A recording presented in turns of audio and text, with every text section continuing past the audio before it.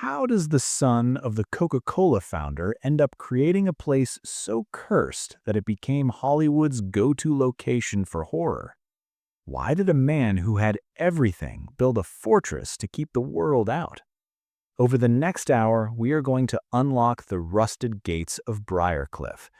We will walk through the ruined ballrooms, the empty cages of the private zoo, and the cold tunnels of the asylum. We are going to peel back the layers of paint and history to reveal the dark, forgotten story of the Coca-Cola mansion, a story of magic, madness, and the terrible price of a legacy that refused to die. Welcome to Briarcliff. To understand the darkness that lives in these walls, we cannot start with the house itself. We have to start with the money. And in Atlanta, in the early 20th century, money meant one thing: Coca-Cola. The story of Briarcliff is the story of Asa Griggs Candler Jr., known to his friends and enemies simply as Buddy. He was the second son of the man who founded the Coca-Cola empire. But while his father, Asa Candler Sr., was a pious, stern, and disciplined business tycoon who built a global brand from a sugary syrup, Buddy was something else entirely. Buddy was the prince who never wanted to be king. He was eccentric, erratic, and possessed by a manic energy that would eventually drive him to build a castle that he couldn't control. The seeds of Briarcliff's tragedy were sown in Buddy's childhood. Growing up in the shadow of Asa Candler Sr. was not easy. The patriarch was a man of immense religious conviction and rigid moral standards. He expected his sons to be titans of industry, to carry the Candler name with dignity and sobriety. But Buddy was the black sheep from the moment he could walk. He was prone to wild mood swings and impulsive behavior. As a young man, he didn't care for the drudgery of the boardroom. He cared for the thrill of the spectacle. While his brothers were being groomed to take over the company, Buddy was dreaming of magic tricks, airplanes, and exotic animals. He was a man out of time, a Gatsby-esque figure before the Jazz Age had even begun, desperate to prove he was more than just the son of the Coke King. The turning point came in 1919. In a move that shocked the business world, the Candler family sold the Coca-Cola Company to a syndicate of investors led by Ernest Woodruff. It was the largest financial transaction in the history of the South at that time. Overnight, the Candler children were liquidated out of the business that bore their name, but they were given a consolation prize that would prove to be a double-edged sword: unimaginable liquid cash. Buddy walked away from the deal with a fortune that, in today's money, would rival the GDP of a small country. He was young, he was reckless, and suddenly he had no father looking over his shoulder at the company ledger. The restraints were off. With his pockets overflowing, Buddy decided to build a monument to himself. He didn't just want a house, he wanted a kingdom. He purchased 42 acres of land in the Druid Hills neighborhood, a prestigious enclave designed by Frederick Law Olmsted, the same landscape architect who designed New York's Central Park. But Buddy wasn't interested in blending in with the neighbors. He wanted to dominate them. He hired the architectural firm of Fraser and Bowden and gave them a blank check. He demanded a home that would rival the great estates of Europe, a place that would make the Biltmore look modest. Construction began in 1920. It was a massive undertaking that employed hundreds of laborers. As the structure rose from the red Georgia clay, rumors began to swirl around Atlanta about what, exactly, the eccentric Candler boy was building. It wasn't just a house, it was a self-contained city. The mansion itself was a sprawling white beast, featuring a massive portico supported by towering columns that seemed to scream for attention. Inside, it was a labyrinth of luxury. There was a ballroom that could host hundreds of guests, a solarium with a fish pond, and a dining room paneled in rare woods imported from the other side of the world. But the true scale of Buddy's obsession was found in the details. He installed a gold-plated bathroom, a symbol of excess that the austere Asa Sr. would have found repulsive. He built a commercial-sized kitchen capable of feeding an army because Buddy hated to be alone. He wanted a constant stream of guests, admirers, and hangers-on. The pièce de résistance, however, was the music room. Buddy fancied himself a musician, and he had a cathedral-sized Aeolian pipe organ installed in the heart of the house. It was one of the largest private organs in the world, costing $94,000 in 1925, a staggering sum. When he played it, the sound was so thunderous it could be felt in the floorboards 3 stories up. Neighbors would later report that late at night, they could hear the haunting, booming notes of the organ drifting through the trees, played by a man who was increasingly losing his grip on reality. By 1922, the estate was complete. Buddy named it Briarcliff. To the press, it was 40 acres of fairyland. To the social elites of Atlanta, it was the place to be seen. But to Buddy, it was a stage. He wasn't just the owner of the house, he was the ringmaster. And like any good ringmaster, he needed a show. This is where the story of Briarcliff begins to veer from a tale of wealth into a tale of bizarre eccentricity. Buddy didn't just collect art or classic cars like his peers, he collected living things. He turned the grounds of Briarcliff into a private zoo, a decision that would eventually lead to chaos. He imported elephants from Asia and named them Coca, Cola, Paws, and Refreshing, a cheeky nod to the source of his wealth, but also a strange branding exercise that treated living titans like marketing props. He had lions, tigers, and a baboon that terrorized the staff. He built vast cages and pits on the manicured lawns, turning his backyard into a cacophony of roars and trumpets that kept the neighbors awake at night. For a few golden years in the 1920s, Briarcliff was the center of the universe. The parties were legendary. Champagne flowed like water, literally. A swimming pool, open to the public for a small fee, became a local attraction, complete with a neon-lit fountain that changed colors at night, a technological marvel for the time. Buddy would walk among his guests, sometimes dressed in elaborate costumes, performing magic tricks he had learned from his obsession with Harry Houdini. He had even befriended the great magician, inviting him to the estate. There are stories of Buddy performing dangerous escapes in his own living room, desperate for applause, desperate to be seen as magical. But beneath the surface of this Gatsby-like paradise, the rot was already setting in. The Roaring Twenties were a time of excess, and Buddy was drinking deeply from the cup. The Candler family had a genetic predisposition to alcoholism, a demon that had plagued them for generations. In the isolation of his 40-room mansion, surrounded by sycophants and wild animals, Buddy's drinking began to darken. The mania that drove him to build the zoo and the organ began to curdle into paranoia and depression.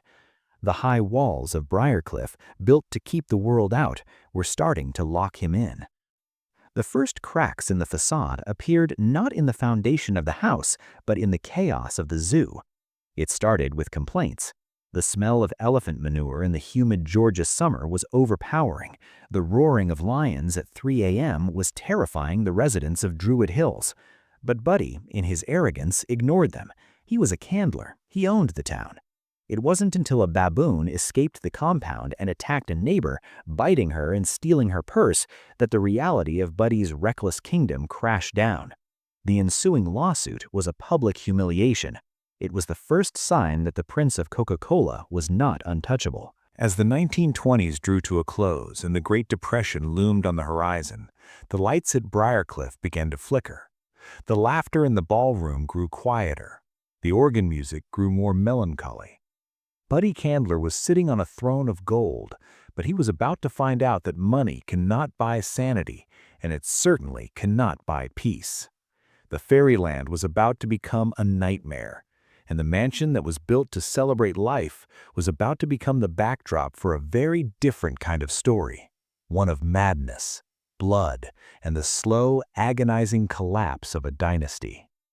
Part 2. The Shadows Creep In. The year 1929 arrived not with a whimper, but with a crack of thunder that shattered the American dream.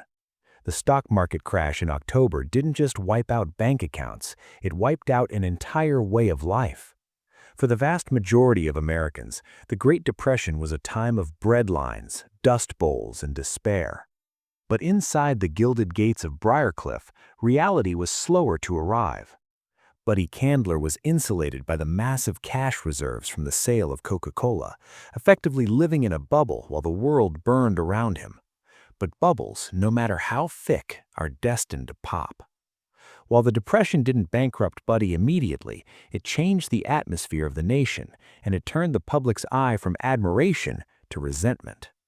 The sight of the Candler heir feeding steaks to his pet lions while families in Atlanta were starving created a tension that hung over the estate like a storm cloud. The fairyland began to look less like a magical kingdom and more like a fortress of indifference. And it was within this fortress that Buddy's eccentricities began to curdle into something more dangerous. Desperate to prove he was a business tycoon worthy of his father's name, and perhaps bored with the mere spending of money, Buddy decided to enter the world of commerce. But he didn't go into banking or manufacturing, he went into laundry. It seemed like a safe, mundane bet. He purchased the Empire Laundry Company, expecting it to be a simple, passive income stream. But Buddy Candler didn't know how to do simple. He approached the laundry business with the same aggressive, manic energy he applied to his magic tricks and his zoo. He rebranded it as Magic Laundry, a name that hinted at his obsession with illusion, and he declared war on the rest of Atlanta's laundry industry. He slashed prices to levels that were impossible to sustain, effectively trying to starve out his competition through sheer brute force of capital. It was a move straight out of the robber baron playbook, but Buddy lacked the strategic patience of his father. He wasn't building a monopoly, he was starting a street fight. The laundry wars of Atlanta ensued, and they were far darker than the name suggests. This wasn't just a business dispute, it was a violent conflict. Competitors, pushed to the brink of ruin by Buddy's predatory pricing, fought back. Delivery trucks were hijacked, drivers were beaten. There were reports of acid being thrown onto bundles of clothes, and in the darkest turn, firebombings. The violence spilled out onto the streets of Atlanta, and the Candler name, once associated with the refreshing pause of a Coke, was now appearing in headlines alongside words like racketeering and sabotage. Buddy, ensconced in his mansion, seemed baffled by the chaos he had unleashed. He saw himself as a benevolent disruptor, failing to realize he was acting like a mob boss. The stress of the laundry wars began to penetrate the walls of Briarcliff. The estate was no longer just a party venue, it was a bunker. Security was tightened, the laughter in the halls was replaced by hushed conversations with lawyers and fixers. Simultaneously, the zoo problem reached its breaking point. For years, the neighbors in the wealthy Druid Hills neighborhood had tolerated the smells and noises for fear of offending the powerful Candler family. But the Depression had lowered everyone's tolerance for the antics of the rich. The final straw came with the escapes. It wasn't just the baboon. There were rumors of an elk wandering onto the golf course, of rare birds appearing in people's backyards. The exotic animals, once symbols of Buddy's power, were now symbols of his loss of control. A lawsuit was filed, a humiliating public dragging of the Candler name through the mud. The court proceedings were a circus, detailing the unsanitary and dangerous conditions of Buddy's private menagerie. The judge ruled against him. The order was given. The zoo had to go. The dismantling of the Briarcliff Zoo in the early 1930s was a tragic spectacle. It was the first physical dismantling of Buddy's dream. One by one, the cages were emptied. The elephants, Coca, Cola, Paws, and Refreshing, were loaded onto trucks. The lions, the tigers, the zebras, all of them were carted away. Buddy donated them to the Grant Park Zoo, now Zoo Atlanta, a gesture that was publicly framed as philanthropy, but was privately a crushing defeat. He would often visit them at the city zoo in the months that followed. Witnesses described a heartbreaking scene. The millionaire scion of Coca-Cola, dressed in his fine suits, standing outside the public cages, calling out to his elephants. and the elephants, recognizing his voice, would trumpet back, straining against the bars to reach him. It was a poignant metaphor for Buddy himself, trapped by circumstances he had created, separated from the things he loved by bars of his own making. With the animals gone, a silence fell over Briarcliff. The cages stood empty, rusting in the Georgia rain, ghostly reminders of the fairyland that was. To fill the silence, Buddy turned to the one thing that had always been there, lurking in the background: the bottle. Alcoholism is often described as a family disease, and in the Candler lineage, it was a potent curse. As the 1930s wore on, the parties at Briarcliff changed character. They became less about magic and wonder and more about oblivion. The grand music room with its towering pipe organ and three-story vaulted ceiling became the setting for nights that blurred into days. It was during this era that the dark stories began to stick to the walls of the mansion like grime. Servants whispered about Buddy's moods, swinging from maudlin weeping to terrifying rages. The staff turnover was high. To work at Briarcliff was to walk on eggshells. The gold room, once a marvel of opulence, now felt suffocating. The gold leaf on the walls seemed to mock the decay happening within the family. There is a specific darkness that settles in a house that is too big for its occupants. Briarcliff was designed for hundreds, but as the children grew up and the guests stopped coming, scared off by the laundry wars and Buddy's erratic behavior, the house felt cavernous. It is said that Buddy would play the organ late at night, drunk, the massive pipes screaming out dissonant chords that echoed through the empty ballrooms. It was the soundtrack of a man unraveling. And then there were the shadows of death. While the murder most often associated with the Candler name would happen later and involve his son, the atmosphere of violence had already taken root at Briarcliff during these years. There were mysterious accidents: a gardener found dead under suspicious circumstances, a secretary who vanished from the social register. These stories were hushed up, buried under layers of money and influence, but they lingered as rumors. The estate garnered a reputation as a place where bad things happened, a cursed patch of land where the luck of the Candler empire had run dry. One particularly chilling anecdote from this period involves the magic room.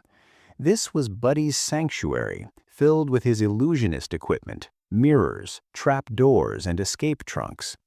As his paranoia grew, he began to spend more time there, obsessively cleaning his props, rehearsing tricks for an audience that wasn't there.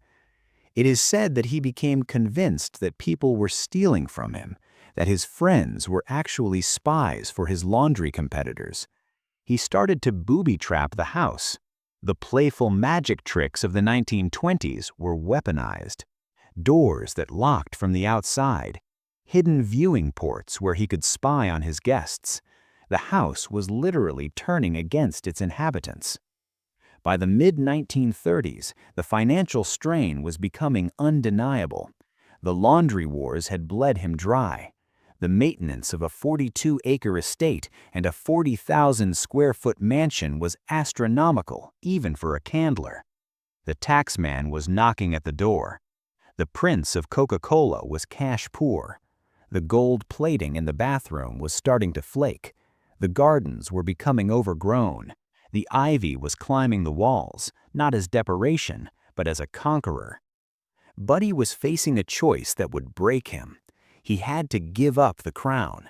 He couldn't afford to be the king of Briarcliff anymore. But a man like Buddy Candler doesn't just sell a house, he loses a piece of his soul. The stage was set for the final act of his tenure at the estate, a period of desperate grasping, failed reinventions, and ultimately an exit that was as chaotic as his life. The shadows had not just crept in, they had taken up residence. And as we move into the next chapter of this dark history, we will see what happens when a man who built a world of fantasy is forced to confront the cold, hard concrete of reality. The fairyland was officially closed. The asylum was about to open. Part 3: The Asylum and the Decay. By the late 1940s, the music at Briarcliff had stopped completely. The Depression had weakened the foundation of Buddy Candler's finances, but it was the post-war reality that finally broke the estate. The cost of maintaining a private kingdom in a rapidly modernizing America was simply unsustainable. The staff was let go. The gardens, once manicured by a legion of workers, began to surrender to the weeds. The gold leaf in the ballroom peeled silently in the humidity. In 1948, Asa Buddy Candler Jr. did the unthinkable. He sold his dream. The sale of Briarcliff marked the end of an era for Atlanta high society, but it marked the beginning of something far stranger and darker for the house itself. In a twist of fate that a fiction writer would be criticized for finding too convenient, the estate was sold to the Georgia state government. And what did the state decide to do with the party palace of a man plagued by alcoholism? They turned it into an alcoholism rehabilitation center. The irony was thick enough to choke on. The very rooms where champagne had flowed like water, where the prince of Coca-Cola had stumbled through his own gilded halls in a drunken haze, were now filled with men trying to dry out. The ballroom, designed for the waltz and the foxtrot, became a group therapy room. The solarium, where exotic birds once preened, became a smoking lounge for shaking hands and nervous breakdowns. The fairyland had become a purgatory. For almost 2 decades, the mansion served as a clinic. The opulence of the 1920s was stripped away or painted over. The rich mahogany walls, imported at great cost from the Philippines, were covered in layers of institutional hospital green paint, a color designed to be calming but which only managed to look sickly. The grand chandeliers were replaced with buzzing fluorescent tubes that cast a harsh, flickering light on the patients. The house was being lobotomized, its personality dulling under the weight of bureaucracy and clinical necessity. But the true transformation, the one that would seal Briarcliff's reputation as a place of shadows, came in 1965. The state of Georgia, in need of a modern facility for psychiatric care, designated the estate as the new home of the Georgia Mental Health Institute, GMHI. This was the death knell for the beauty of Briarcliff. To accommodate the new institute, the state didn't just renovate, they invaded. They constructed a massive, brutalist multi-story hospital tower right in the backyard of the mansion, effectively stabbing a concrete dagger into the heart of the estate.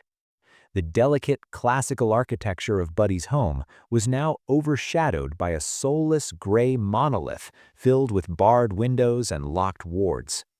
The mansion itself was repurposed as the administrative wing and recreation center for the psychiatric patients. Imagine the scene.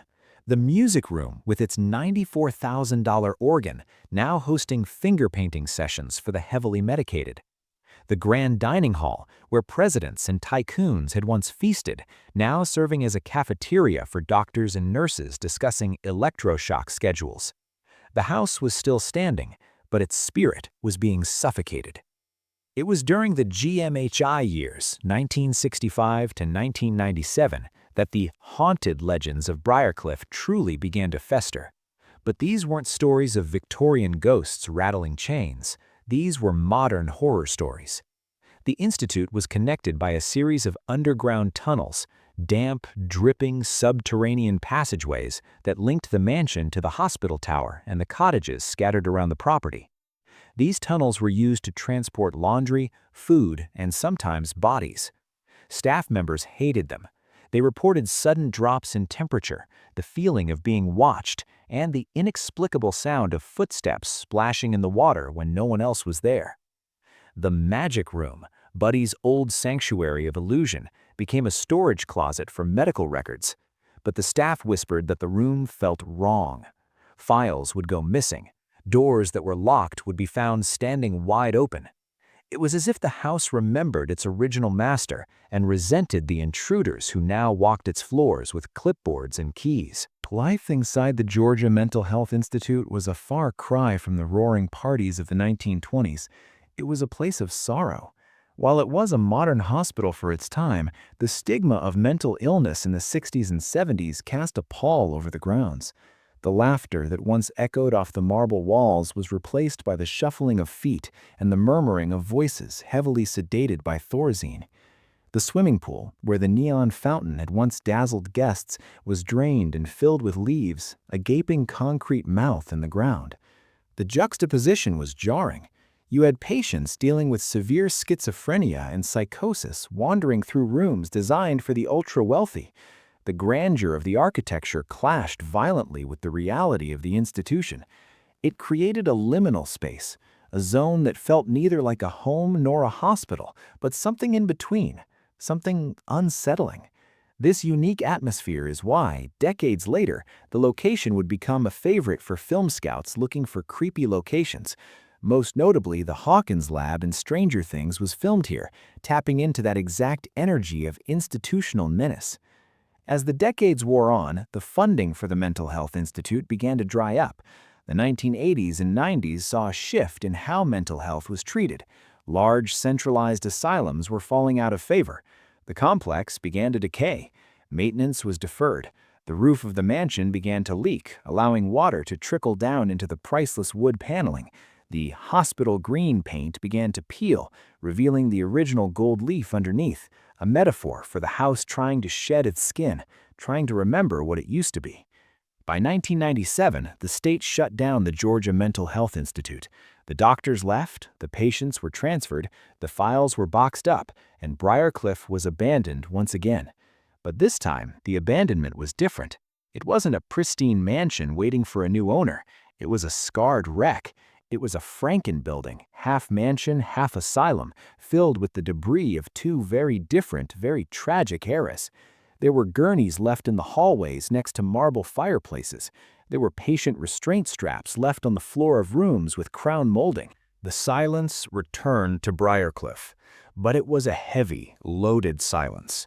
The house had absorbed the manic energy of Buddy Candler, and then it had absorbed the suffering of thousands of psychiatric patients. It sat in the overgrown woods of Druid Hills, a rotting time capsule. The windows were boarded up, the copper piping was stripped by scavengers. The fairyland had officially become a ruin. For a brief period, the property sat in limbo, a white elephant that nobody wanted. It was too expensive to fix, too historic to demolish. It became a destination for urban explorers, teenagers with flashlights and ghost hunters. They would break in through the basement, creeping through the tunnels, coming up into the grand hallway to marvel at the decay. They told stories of hearing the organ play by itself. They told stories of seeing a man in a tuxedo standing on the balcony, looking out over the overgrown lawn where the elephants used to roam. The Prince of Coca-Cola was long dead, having passed away in 1953, but in the dark corridors of the abandoned asylum, it felt like he had never left. The house was his masterpiece, and even in its ruin, it refused to let him go. Part 4. The Resurrection. For nearly 20 years, Briarcliff sat in the dark. The state of Georgia had walked away in 1997, leaving the keys on the table and the ghosts in the halls. The mansion, once the loudest house in Atlanta, was now a silent, rotting hulk hidden behind a curtain of kudzu and pine. The roof leaked, the floors warped, and the once mighty pipe organ sat gathering dust, a mute giant in a room filled with shadows. To the casual observer, this was the end of the story. Briarcliff was destined to be just another teardown, a victim of urban sprawl and neglect. But buildings like Briarcliff do not die easily. They have a gravity to them. And in 1998, a new caretaker arrived. Emory University purchased the 42-acre estate. At the time, they weren't entirely sure what to do with it.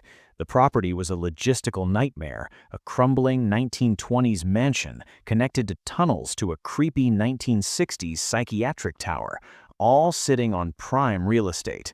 For years, Emory did little more than secure the perimeter. They used the back of the lot for storage and library archives, leaving the mansion itself in a state of arrested decay. It was during this period of limbo that the house found a strange new life. It didn't become a home again, and it didn't become a hospital. It became a star. Hollywood discovered Briarcliff. The film industry in Georgia was booming, and location scouts were desperate for places that screamed Southern Gothic, creepy asylum, or decaying grandeur. Briarcliff offered all three. The estate became one of the most filmed locations in the Southeast, though few audiences ever knew its real name. To millions of viewers, the brutalist concrete tower in the backyard, the old Georgia Mental Health Institute, became the terrifying Hawkins National Laboratory in the global phenomenon Stranger Things. The tunnels where laundry was once carted became the secret corridors where 11 was experimented on. The mansion itself appeared in the Vampire Diaries, Doom Patrol, and MacGyver. There's a profound irony here. Buddy Candler had spent his entire life desperate for attention. He had performed magic tricks, bought elephants, and thrown lavish parties just to get people to look at him. He wanted his house to be a stage, and finally, decades after his death, his wish came true. His home was being beamed onto screens in millions of living rooms around the world. But they weren't looking at the gold leaf or the expensive woodwork. They were looking at the rot. They were looking at the haunted house. The Prince of Coca-Cola's dream had become the world's nightmare. This Hollywood era kept the lights on, barely. The fees from production companies helped pay for emergency roof repairs and security guards. But a film set is not a restoration. By the 2020s, the mansion was at a tipping point. The structural damage was mounting. The airy fairyland was in danger of collapsing into the red clay. Then, in 2022, the final twist in the story emerged. After years of failed proposals, including ideas to turn it into a boutique hotel or a wedding venue that never materialized, Emory University announced a partnership that would finally save the house. They signed a long-term lease with Gallery Living, a developer specializing in luxury senior living communities. The plan, titled Corso Druid Hills, is currently underway, and it brings the story of Briarcliff full circle in a way that feels almost poetic. Here is the future of the estate. The massive, soulless mental health tower, the Hawkins lab that scarred the backyard for 50 years, is slated for demolition. The concrete dagger will be removed, allowing the grounds to breathe for the first time since 1965. In its place, and on the surrounding acreage, high-end cottages and apartments for seniors will be constructed. And the mansion? Buddy's beloved, eccentric, over-the-top mansion? It is being saved. The plan calls for a full restoration of the historic home. The peeling paint will be stripped, the gold leaf reapplied, and the grand halls polished back to their 1920s brilliance. It will not be a private residence, nor a hospital. It will serve as the community center and event space for the senior living facility. The music room, where Buddy once played his organ for drunken guests, will host tea dances and social gatherings. The solarium will once again be filled with light. There's a beautiful, if slightly humorous, symmetry to this ending. Buddy Candler built this house because he was terrified of being alone. He filled it with animals, then with party guests. Later, it was filled with patients, and soon it will be filled with a community of seniors, people who, like the house itself, have a long history and many stories to tell. The Party Palace is retiring, just like its new residents. As we look back at the saga of Briarcliff, it is easy to see it as a tragedy. It is the story of a man crushed by the weight of his father's name, a man who tried to buy happiness with exotic animals and magic tricks, only to die amidst the wreckage of his own excess. It is a story of alcoholism, of mental illness, and of the cold, clinical era of the asylum. But as the scaffolding goes up for the restoration, perhaps we can see it differently. Briarcliff is a survivor. It withstood the reckless spending of the Jazz Age, the neglect of the Great Depression, the institutional abuse of the asylum years, and the creeping rot of abandonment. It refused to fall down. In the end, Asa Buddy Candler Jr. didn't leave behind a business empire like his father. He didn't leave behind a clean legacy. But he left us this house, a house that holds the memory of a lion's roar in a suburban garden, the echo of a pipe organ in the dead of night, and the silent secrets of a century of American history.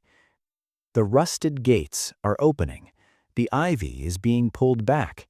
The Prince of Coca-Cola is long gone, but his castle still stands. And for the first time in 100 years, it is getting ready to welcome guests, not as a curiosity or a hospital or a horror movie set, but as a home. This is the story of Briarcliff, and the show, it seems, is just getting started.